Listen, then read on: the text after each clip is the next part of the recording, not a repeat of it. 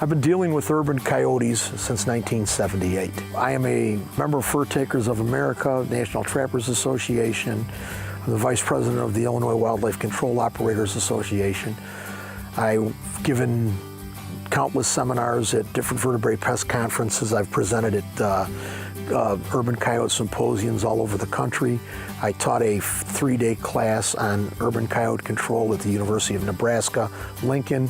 So the fact that we've been experiencing so many urban coyote problems in the last 15 years, I can easily say that I doubt that there's anybody in the country that's done more urban work than myself. One of the main things that we have in urban coyotes is people will tell you that we've taken their space. Well, that's just not true. Many, many years ago, when the fur trapping market was viable and coyotes were worth a lot of money, the coyotes were actually harvested and the animals were controlled, the populations were controlled. There's areas in and around the city of Chicago that 30 years ago there were never coyote problems, never were dogs taken off leash. This is just a fallacy that some organizations and special interest groups want to use as an excuse. The coyote populations are not going down, they're only expanding. And the coyotes have learned to live in the cities much better than they have in the rural areas.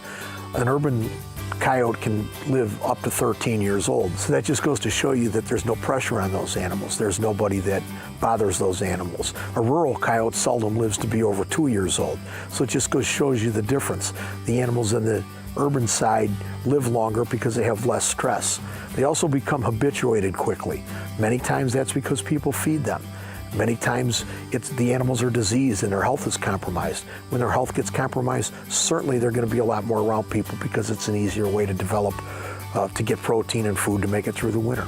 As urban populations continue to rise and more municipalities are experiencing problems, it's very important for you as either a resident or you as somebody from a municipality to use our sightings page, which is a national database for every coyote sighting in the country.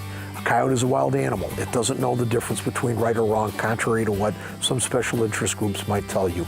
This is a wild animal, and there's not a biologist in the country, there is not a biologist in the world that can predict or tell you what a wild animal will do.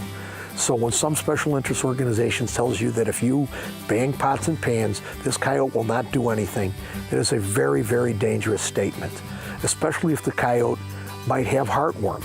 We live in the Midwest. Heartworm is a very, very prevalent disease. You take your dog to the vet to get a heartworm shot. But when your dog has heartworm, or if a coyote has heartworm, you cannot look at that animal and tell. It's absolutely impossible. So the animal might have heartworm in a late stage and not be able to run away. And if you tell your child or even an adult to bang pots and pan and force that animal into a corner, the animal is going to have no choice but to fight. So use your head. Coyotes are wild animals, treat them as such. Feeding is always bad. Please look at the do's and don'ts. We do have a coyote management plan. I would recommend that you look at it. And again, any questions that you have, feel free to call or email us. We check our email daily. Thank you.